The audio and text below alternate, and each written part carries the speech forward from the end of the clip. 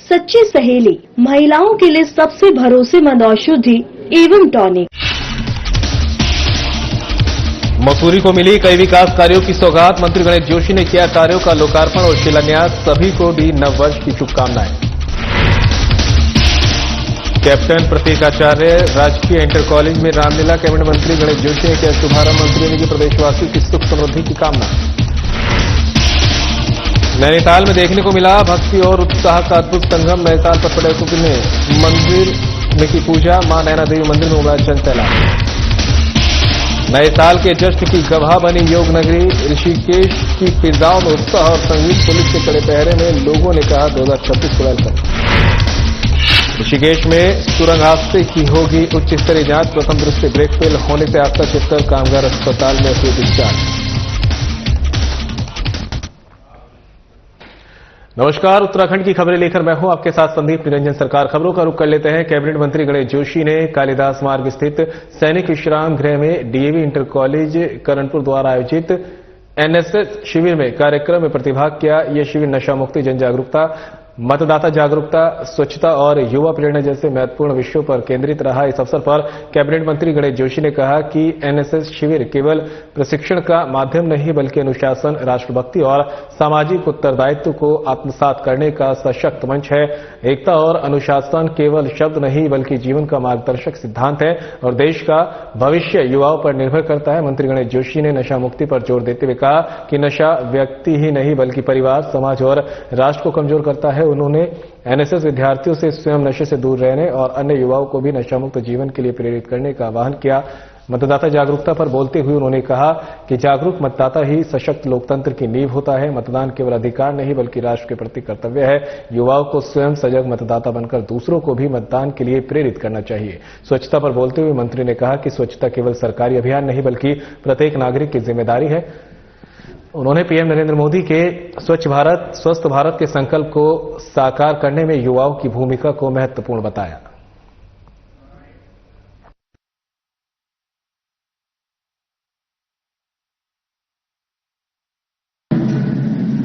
Camp के समापन के अवसर पर मैं आपको कुछ कहना चाहता हूं। कितने बच्चे जो पहली बार घर से बाहर रहे, सारे मेरे होंगे लिखा पहले भी रहे, पहली बार घर से बाहर रहे ना आप लोग, पहले भी रहे।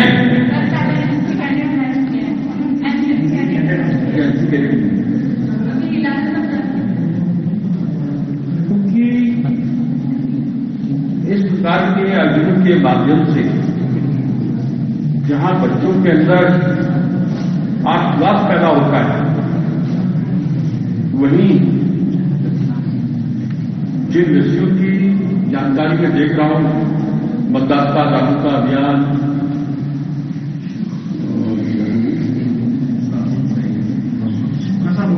स्वच्छता, नशा मुक्ति, आपदा प्रबंधन जैसे विषयों को यहां पर दिया गया।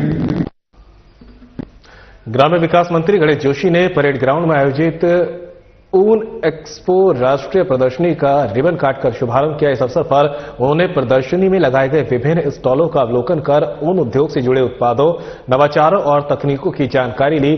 कैबिनेट मंत्री गणेश जोशी ने सभी प्रदेशवासियों को नववर्ष की शुभकामनाएं दी और आयोजन के लिए आयोजकों को बधाई दी। उन्होंने कहा कि प्रदर्शनी केवल उत्पादों का प्रदर्शन नहीं बल्कि कृषि, पशुपालन, ग्रामीण आजीविका, नवाचार और आत्मनिर्भर भारत के संकल्प का सशक्त प्रतीक है। भारत एक कृषि प्रधान देश है और पशुपालन ग्रामीण अर्थव्यवस्था का महत्वपूर्ण आधार है। ऊन उत्पादन से पर्वतीय, मरुस्थलीय और ग्रामीण क्षेत्रों से लाखों किसान, पशुपालक, कारीगर और महिलाएं प्रत्यक्ष और अप्रत्यक्ष रूप से जुड़ी हुई है। यह उद्योग आय का साधन होने के साथ साथ हमारी परंपरा, कौशल और संस्कृति का संवाहक है। ग्राम्य विकास मंत्री गणेश जोशी ने कहा कि सरकार का उद्देश्य है कि किसान केवल उत्पादक न रहकर मूल्य श्रृंखला का सशक्त भागीदार रहे। इनके लिए किसानों को सीधे बाजार से जोड़ना, मूल्य संवर्धनों को प्रोत्साहित करना और सहकारी संस्थाओं और एफपीओ के माध्यम से संगठित ढांचा विकसित करना प्राथमिकता है। उन्होंने पीएम मोदी के आत्मनिर्भर भारत और वोकल फॉर लोकल के मंत्र का उल्लेख करते हुए कहा कि ओन उद्योग के माध्यम से स्थानीय उत्पादों को वैश्विक पहचान दिलाई जा सकती है। ओन एक्सपो जैसे राष्ट्रीय आयोजन वैश्विक खरीदारों, निर्यातकों और निवेशकों से जुड़ने का सशक्त माध्यम है, जिससे व्यापार को बढ़ावा मिलेगा और भारत प्राकृतिक रेशा आधारित उद्योगों का वैश्विक केंद्र बन सकेगा। मंत्री जोशी ने विश्वास जताया कि ओन एक्सपो राष्ट्रीय प्रदर्शनी देश के ओन उद्योग की नई दिशा, नई गति और नई पहचान प्रदान करेगी।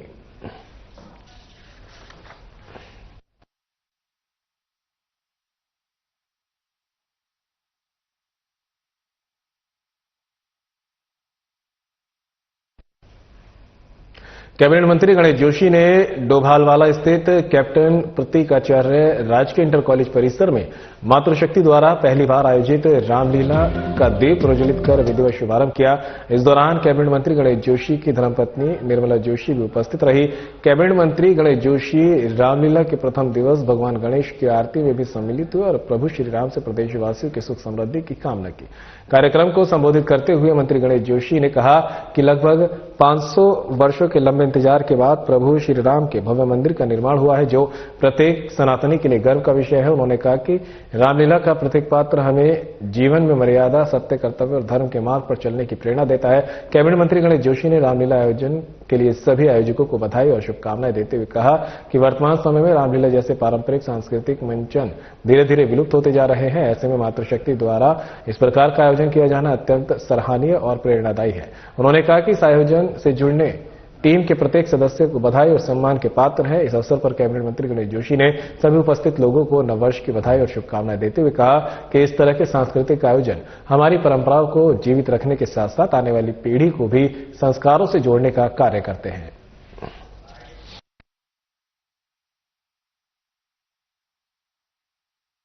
वर्ष के प्रथम दिन आयोजित इस महिला रामलीला महिलाओं द्वारा आयोजित की जा रही इस शुभ अवसर पर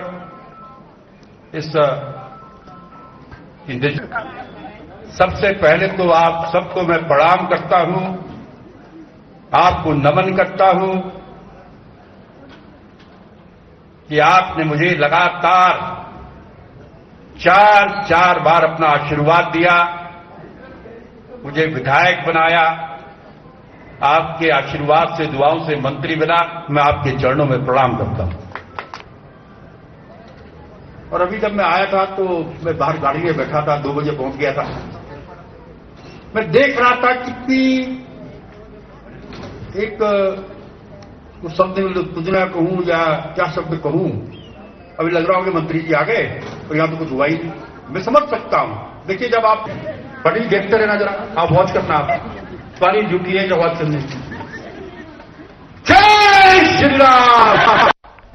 तो वहीं डीएम सविन बंसल जरूरतमंद बालिकाओं के जीवन में शिक्षा की किरण कर रहे रोशन। ये खबर आप तक पहुंचा रही, जहां पर डीएम सविन बंसल जरूरतमंद बालिकाओं के जीवन में शिक्षा की नई किरण कर रहे प्रज्वलित। बालिकाओं की शिक्षा रूपी पूजा से जिला प्रशासन ने शुरू किया वर्ष का पहला दिन। 4 बालिका बनी नंदा सुनंदा। 1.55 लाख से शिक्षा को किया पुनर्जीवित। डीएम बंसल ने बालिकाओं को शिक्षा सहायता के लिए चेक किए वितरित। अब तक 93 बालिकाओं को 33.50 लाख के चेक किए जा चुके वितरित। जिला प्रशासन का लक्ष्य है बालिकाओं को बनाना सशक्त। डीएम सविन बंसल का बालिकाएं अपने लक्ष्य के लिए करेंगी कड़ी मेहनत। भविष्य में सक्षम होने के बाद बालिकाएं जरूरतमंदों की सहायता के लिए आएंगी आगे। समाज सेवा, संवेदनशीलता और सहयोग की भावना को करेंगे आत्मसात। निर्धनता परिस्थितियां मेधावियों की शिक्षा के आड़े नहीं आने देगा जिला प्रशासन।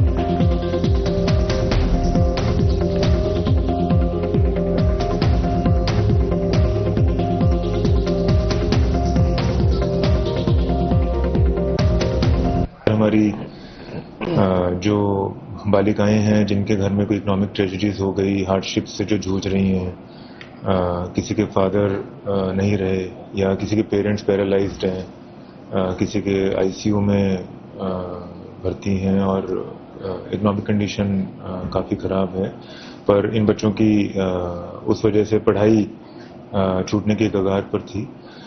तो जो स्कीम का उद्देश्य है कि हमारी रियल लाइफ की जो नंदा सुनंदा देवी हैं वो ऐसी बालिकाएं हैं, और आज ये उचित समझा गया कि जो हमारा नया वर्ष है उसको ऐसी बालिकाओं को सुदृढ़ करके, सशक्त करके शुरू किया जाए।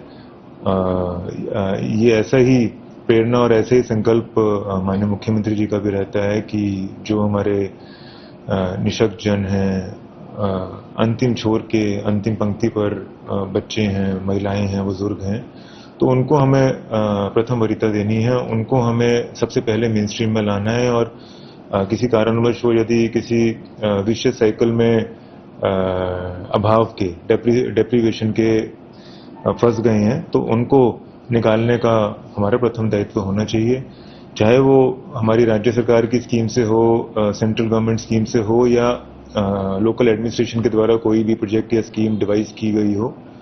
जो भी उपलब्ध संसाधन है जारी रहेंगे। और आज इन 4 बालिकाओं को सम्मिलित करते हुए लगभग हमारी 93 बालिकाएं आज तक लाभान्वित हो चुकी हैं, जो यदि उनको ये सहायता नहीं मिलती तो शायद वो ड्रॉप आउट्स की श्रेणी में आ जाती। और जो बालिका है, जो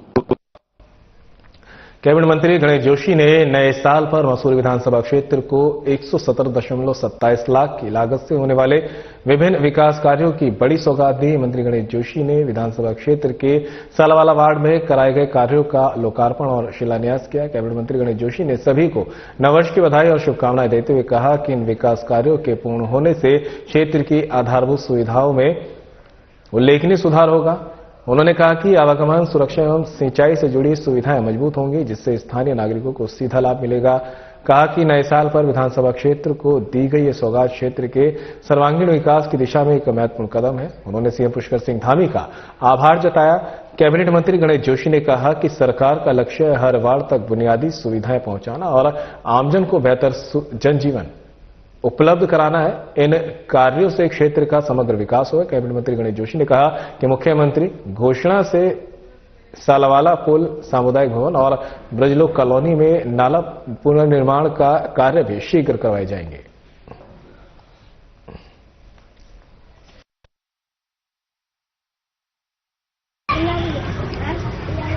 सिंचाई, एनडीडीए विधायक निधि से लगभग 1.14 लाख के कामों के शिलान्यास लोकार्पण के इस अवसर पर आज वर्ष 2026 का पहला दिन है। मैं आप सबको शुभकामनाएं देता हूं, बधाई देता हूं। लेकिन मैं गुप्पी से कहा क्योंकि अब हम चुनाव में जा चुके हैं, 26 समाप्त होते ही पता नहीं लगेगा और 27 आ जाएगा, और 27 के हो सकता उससे पहले भी चुनाव।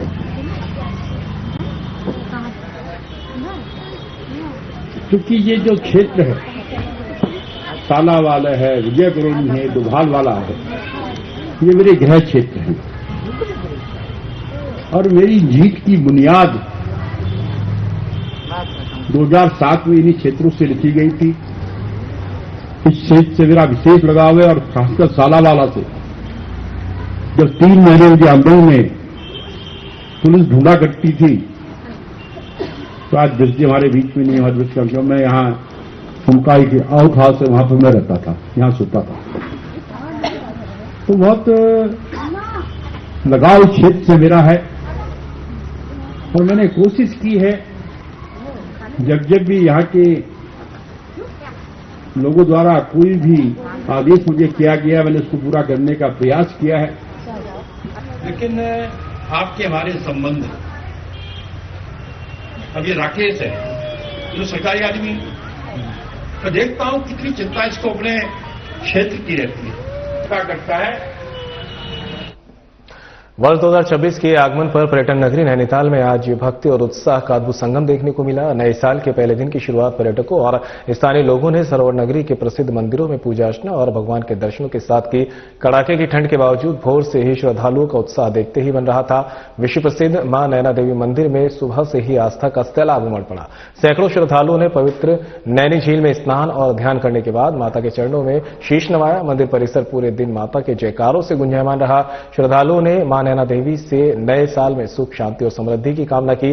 केवल नैना देवी मंदिर ही नहीं बल्कि कैंची धाम, हनुमानगढ़ मंदिर, गोलजू देवता मंदिर, स्नोव्यू देव मंदिर आदि में भी दर्शन के लिए भक्तों की अपार भीड़ जुटी। भीड़ को देखते हुए पुलिस प्रशासन ने यातायात और सुरक्षा के कड़े इंतजाम किए। खासकर कैंची धाम और मॉल रोड की ओर जाने वाले रास्तों पर भीड़ को नियंत्रित करने के लिए पुलिस बल तैनात नजर आया। स्थानीय व्यापारियों और टैक्सी संचालकों में भी नए साल की इस रौनक को लेकर भारी उत्साह देखा गया।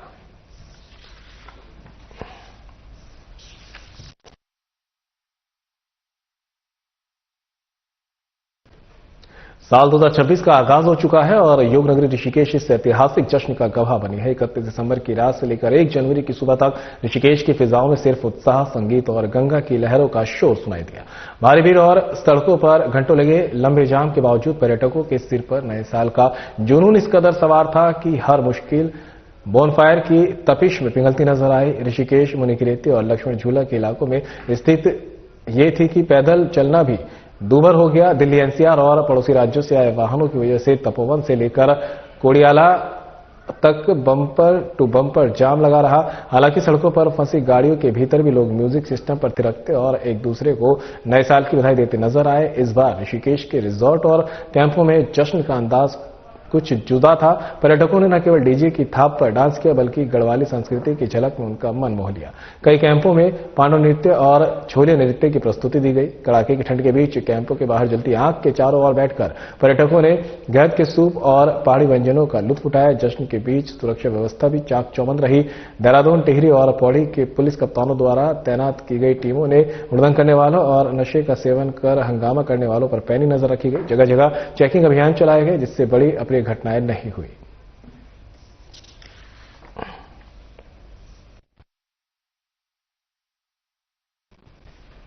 पीपलकोटी हाइड्रो प्रोजेक्ट के तहत सुरंग में चल रहे कार्य के दौरान कामगारों से भरी लोको ट्रेन के टकराने से हुए हादसे की टीएचडीसी ने उच्च स्तरीय जांच शुरू कर दी है। प्रथम जांच में लोको ट्रेन के ब्रेक फेल होने की वजह से हादसा होने की जानकारी मिली।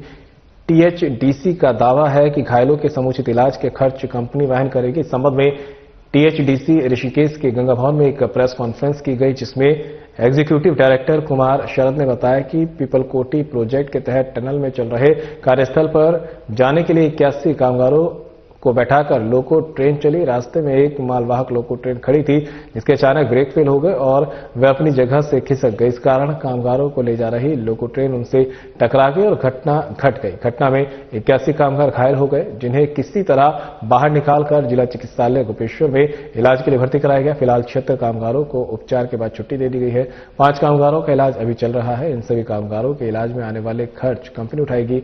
उन्होंने बताया कि इस घटना से टीएचडीसी चिंतित है। कंपनी ने इस पूरे मामले को गंभीरता से लिया है। एक उच्च स्तरीय टीम भी जांच के लिए गठित की गई है जिसकी रिपोर्ट के आधार पर अग्रिम कार्रवाई होगी।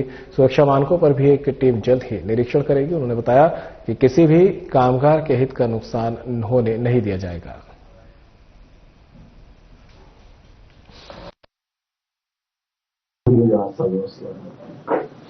जो पीपलकोठी में हमारा प्रोजेक्ट चल रहा है उसके टीबीएम टनल पे टीबीएम कार्य कर रहा था हमारा। उस टीबीएम के कार्यस्थल पे वर्कर को ले जाने के लिए एक लोको है हमारा, बॉक्स टाइप का होता है। उसमें 81 लेबर सवार थे। उनको लेके कार्यस्थल पे गाड़ी लेके जा रही थी। गाड़ी एक खड़ी लोको से टकरा गई। टकराने के तुरंत बाद उसमें जो 81 लेबर थे वो थोड़ा घायल हो गए थे। तुरंत उसके पश्चात हम लोगों ने बाहर से दूसरा लोको मंगाया और जितने भी घायल लेबर थे टोटल 81 लेबर को उस लोको में ट्रांसफर करके बाहर निकाला हम लोग ने। हमने फिर उनको तुरंत ही जिला चिकित्सालय गोपेश्वर में एडमिट करवाया, वहां उनका इलाज करवाया। इलाज कराने का अभी सिचुएशन ये है कि 81 में से 76 लेबर लोग को डिस्चार्ज कर दिया गया है। बाकी 5 जो हैं उनका उपचार सुचारू रूप से चल रहा है। वो जल्दी ही उनको भी डिस्चार्ज कर दिया जाएगा। टीएचडीसी इस दुर्घटना से काफी चिंतित है, इसे बहुत गंभीरता से लिया गया है और हम जो है पूरे लेबर के साथ हैं और उनके जो भी खर्चा होगा उपचार में जो होगा हम सब उनका अच्छे से ध्यान रखेंगे। और बुलेटिन में फिलहाल मेरे साथ इतना ही, लेकिन जाते जाते आपको ऋषिकेश के त्रिवेणी घाट लिए चलते हैं, जहां पर गंगा आरती का सीधा प्रसारण जारी है।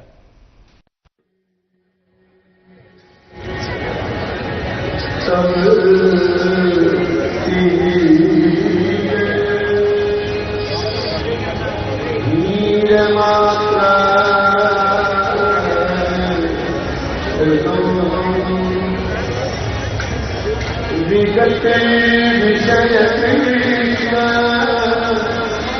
कृष्ण नारायण सकल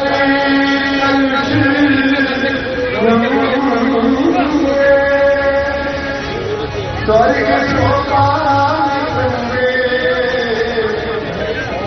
तरले तरंगे देवी गंगे